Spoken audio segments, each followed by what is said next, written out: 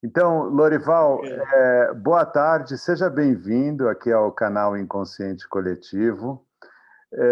Eu queria primeiro te apresentar para a nossa audiência, né? Você, Lorival, é presidente da Associação de Empresas e Diretores do Setor Funerário. Você tem uma empresa, né, nessa área, né? Sim. Eu sou presidente da ABREDIF, que é a Associação Brasileira de Empresas e Diretores do Setor Funerário.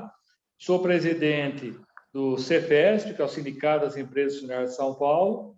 Sou diretor do CETAF, que é o Centro de Tecnologia e Administração Funerária. E sou diretor funerário já há 45 anos. Então, Lorival, indo diretamente ao ponto, na semana passada eu estava escutando um podcast do cientista Miguel Nicoleles, que inclusive foi entrevistado aqui nesse canal, e ele falou que a próxima, ele que não vem, ele desde o início da pandemia, ele vem acertando uma previsão atrás da outra, e a previsão dele é que o próximo colapso é o funerário. E é por isso que eu estou te procurando. Ontem mesmo, de ontem para hoje, a média foi de inacreditáveis mais de 4 mil mortes de Covid. E eu estava lendo uma entrevista sua, na qual você dizia que a média de mortes diária no Brasil, sem Covid, era de 3.500, né? Então, eu queria ouvir de você, primeiro, uma consideração sobre qual está sendo o cenário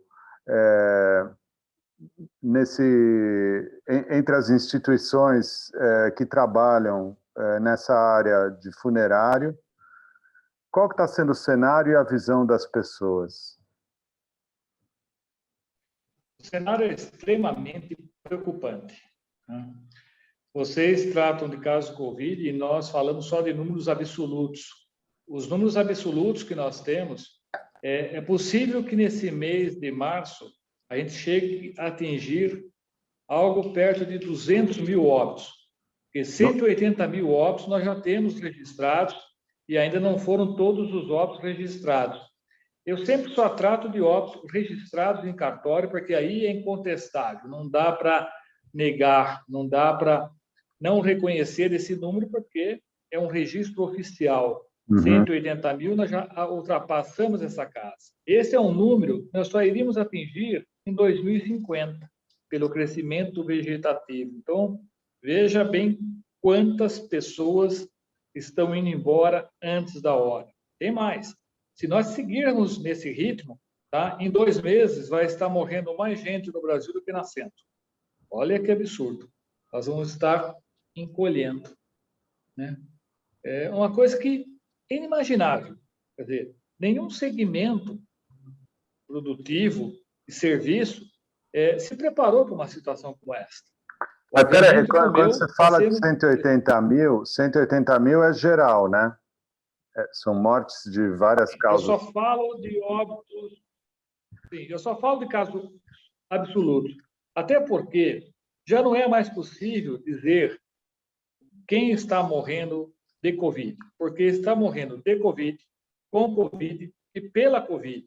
Tem pessoas que estão morrendo porque já não conseguem mais leito hospitalar. A fila de transplante parou. Muitas pessoas deixaram de procurar assistência médica com medo de se contaminar. Aumentou o número de óbitos nas residências por esse motivo. Até o de suicídio houve um aumento relativo em razão que as pessoas estão com medo de morrer de Covid. Até porque a morte de Covid é muito triste, por Covid, né? Então, eu sempre trato de números absolutos, porque o que impacta no setor é um número absoluto, não é a causa da morte, é um número absoluto. Por que ela é tão triste, a morte por Covid? A sua não é mais triste que a morte por suicídio. A pessoa que morre por Covid, ela entra no hospital andando, ali ela evolui para um quadro mais grave, é sedada, aí ela entra em coma e ela morre ali sozinha, afogada no seco, entendeu?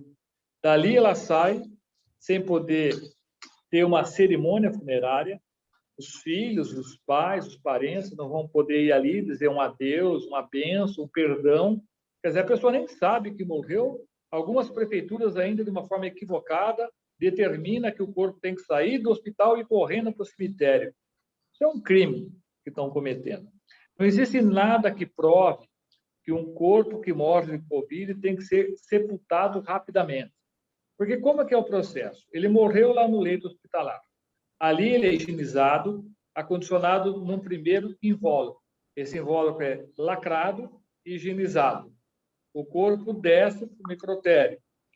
Lá ele é colocado em outro invólucro, que também é higienizado, lacrado e colocado dentro de uma urna, que por sua vez também é lacrada, higienizada e vai para o carro funerário. Quer dizer, a possibilidade desse corpo contaminar alguém é zero. É a mesma de eu ir para Marte de carro.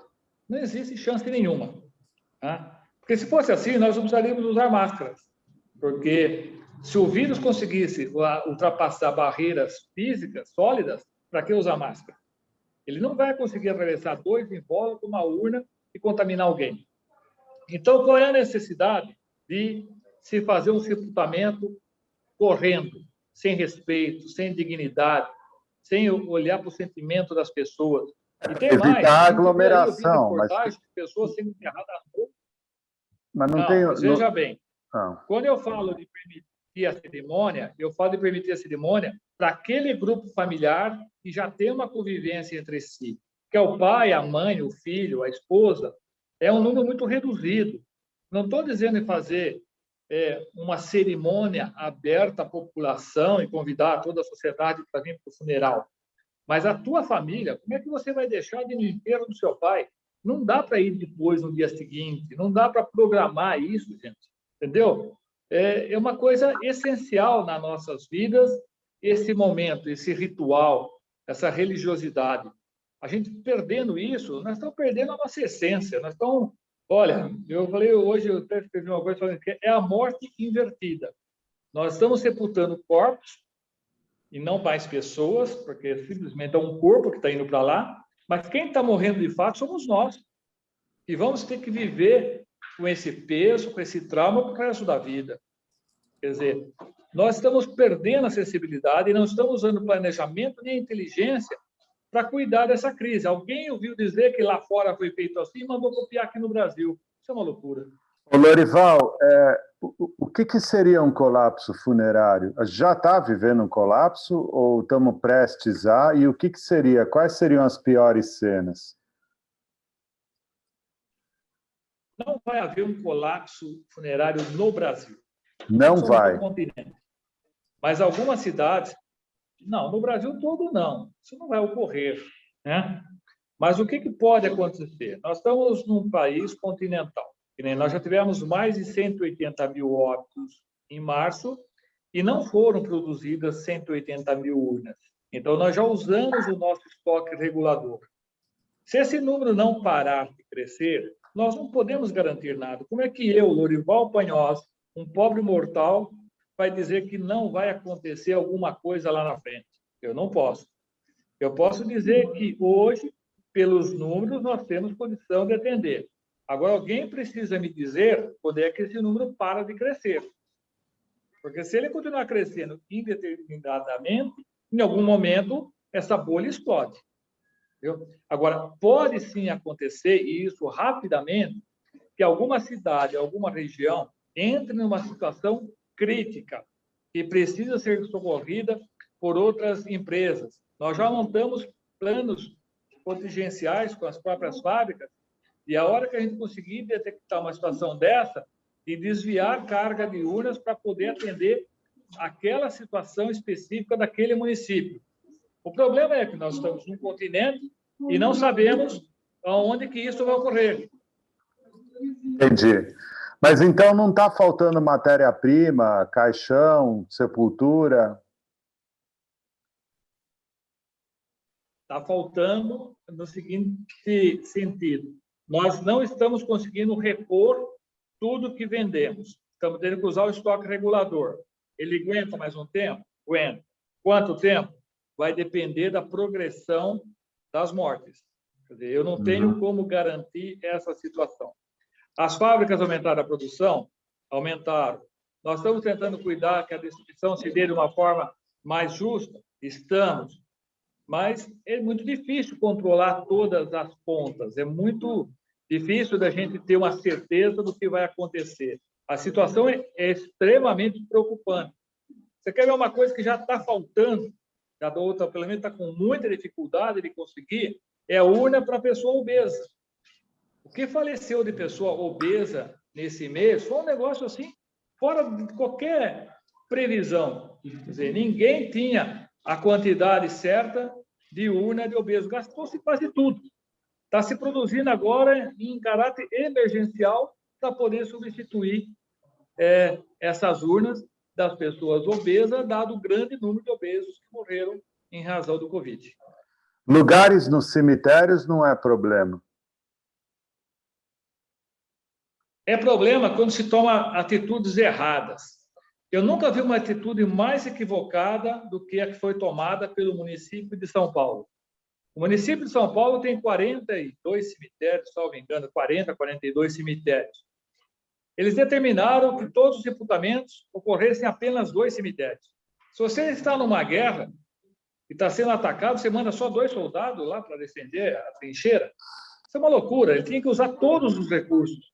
Pegar a totalidade de funeral e dividir por todos os cemitérios. Não, concentraram em 2. Aí fica até 10, 11 horas da noite lá, fazendo sepultamento, que nem uns malucos, né? Sem deixar que as famílias possam prestar suas homenagens. Eu vi uma reportagem de um senhor lá que não podia nem chegar perto, era 10 horas da noite, com medo, no cemitério, no escuro, e o pai dele já tinha tido Covid e fazia 40 dias que estava no UTI. Pois bem, uma pessoa depois de 20 dias com Covid, a urna pode ficar aberta. Ele não precisa ser colocado no invólucro, a urna não precisa estar lacrada, porque ele já saiu do período de infectividade. Então, está se fazendo muito equívocos em nome de um medo absurdo, em nome assim, de um Ctrl-C, Ctrl-V, que algumas autoridades nossas aplicam, baseado no que viram na França, na Espanha, nos Estados Unidos, que tem uma matriz funerária totalmente diferente da nossa, uma cultura totalmente diferente da nossa, e aí querem fazer igual no Brasil. Não tem como dar certo isso. Eles estão tomando decisões lá no topo da pirâmide, sem conversar com a base da pirâmide, que é onde realmente nós vivemos. Quais são as decisões erradas, exatamente? Tá. Essa de pegar... Bom, primeiro é o seguinte, o que acontece? Eles, em vez de ir liberando os corpos para as famílias à noite, para que as funerárias possam ir retirando aos poucos, eles vão liberar tudo lá pelas 9, 10 horas da manhã. Aí libera um grande número de corpos e chega e fala assim, ó, tem que sair daqui e levar tudo correndo para o cemitério. Eu mesmo já administrei cemitérios que faziam 35 sepultamentos por dia. Como é que eu fazia? Eu tinha 8 funcionários, apenas 8 funcionários, equipes de 2, tá? Era 4 equipes. Um fazia, começava às 7 horas, 7h15, 7h30, 7h45, 8 horas. A cada 15 minutos, eu fazia um sepultamento. No final do dia, tinha realizado 35, 40 sepultamentos. Se chegasse 40 sepultamentos às 9 horas, eu não ia conseguir fazer. Nunca. Cemitério nenhum do mundo consegue isso. Então, aqui eles estão fazendo um represamento e aí manda tudo para o cemitério de uma única vez. Não tem como dar certo essa estratégia. Em cemitério nenhum do mundo. Tá? O correto é, inclusive nós vamos soltar um portal amanhã já, para que haja um credenciamento de todos os cemitérios, que cada cemitério informe a sua capacidade hora de sepultar e que as funerárias façam um agendamento desse sepultamento e leve para o cemitério somente na hora que o cemitério estiver pronto para sepultar. Nesse interim, o corpo tem que vir para a funerária, ficar numa sala de transição e depois levado. Não há nada que justifique levar um corpo de Covid correndo para o cemitério. Por que você convidou o presidente Bolsonaro a ser coveiro? Na verdade, eu fiz isso de uma forma respeitosa, as pessoas viram de uma forma desrespeitosa. Não foi nesse sentido, tá?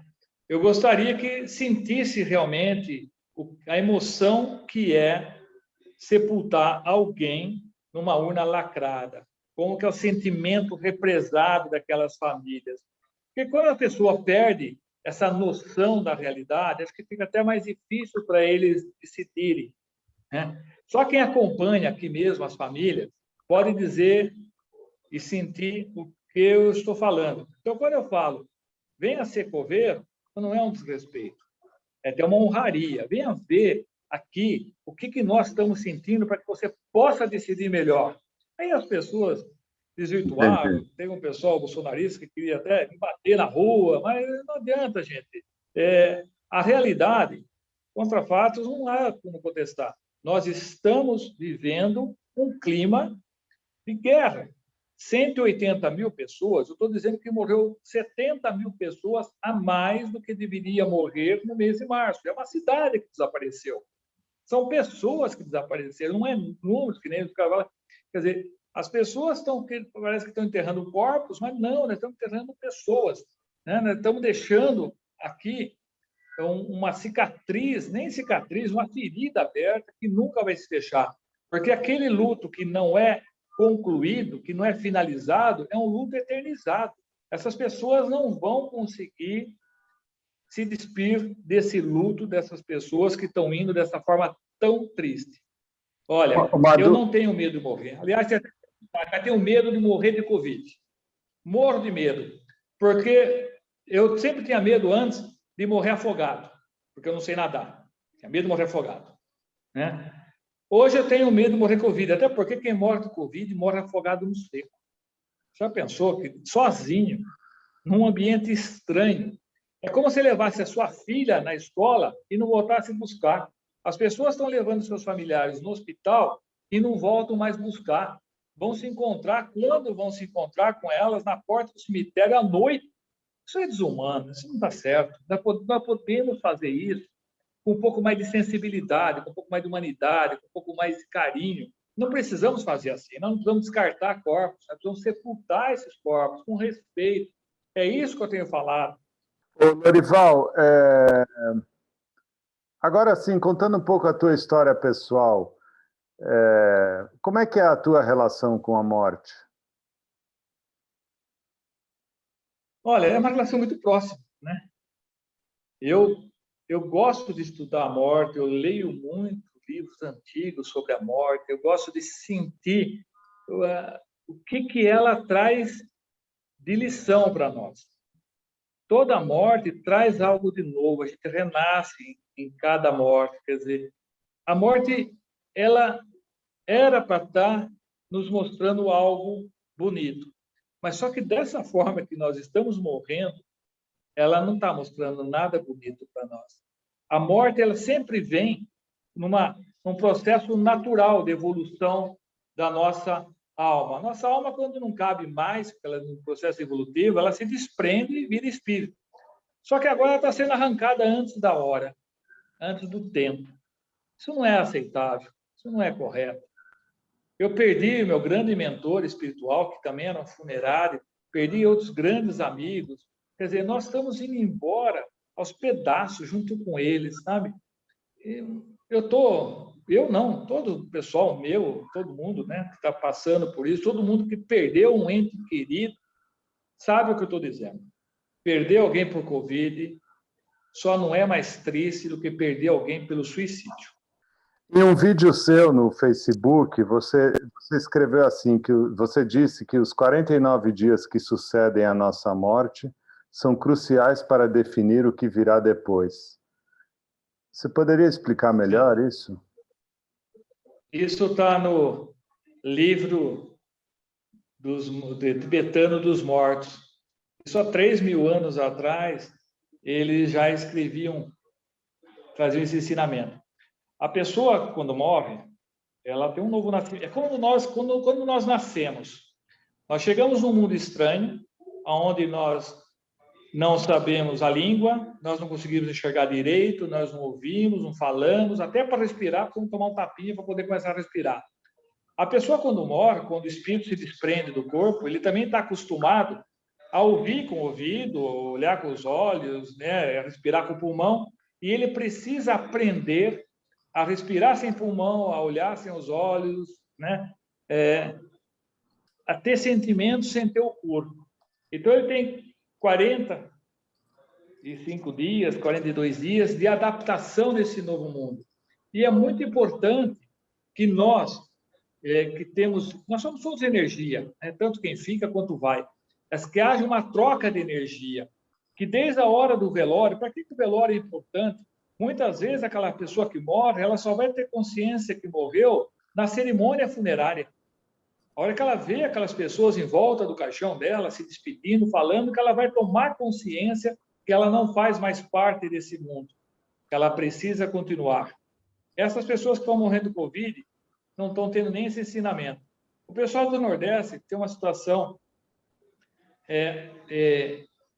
não digo curiosa, mas é uma tradição. Muitas comunidades, é o único lugar do Brasil, que aqui no Sul não se usa isso, eles compram urna de 1,60 m, 1,70 m, 1,80 m, 1,90 m, porque eles acreditam que se ficar um espaço na urna, a pessoa volta para buscar outra pessoa. Entendeu? Olha quantas crenças nós temos, né? As pessoas, quando falecem, assim como a criança, quando nasce aqui, elas precisam, sim, de orientação. Elas vão receber também do mundo espiritual orientação. Mas é muito importante que essa energia nossa chegue até elas de uma forma tranquila. A gente precisa conversar todos os dias com ela, contando que estamos bem, para que elas possam realmente concluir a sua passagem. Qual que é por que você escolheu esse ramo na vida e qual que é a poesia dele? Olha, uma hora eu vou te falar, o Marinho, que era esse meu mentor especial, ele escreveu uma vez por que fomos escolhidos para essa missão, né? E ele conta depois que Deus escolheu o jornalista, o carpinteiro, o médico, o advogado, o pedreiro, ele procurou alguém com as qualidades do agente funerário, né? Aquilo que havia sido negado para todos os demais ia ser dado para o agente funerário, que ia receber as famílias no seu momento mais sublime, mais delicado, e ele iria ter que ter uma sensibilidade para tratar daquela situação. E ele descreve isso com maestria. Mas eu não entrei por causa da bela poesia, que o que ele escreveu foi uma verdadeira poesia, que o Marinho escreveu, não. Papai já era de funerária. E quando eu fiz 15 anos, ele falou assim, já está grande bastante, já consegue segurar na alça no caixão, vem aqui me ajudar. E daí nunca mais eu parei, tá? E eu já fiz de tudo em funerária. Em funerária, eu só não fui a pessoa morta até agora, mas desde forrar caixão, fazer cortejo, enfeitar o corpo, eu só não fui ainda a pessoa morta. E ainda vou concluir essa minha lição, né? Mas ainda na hora certa, né?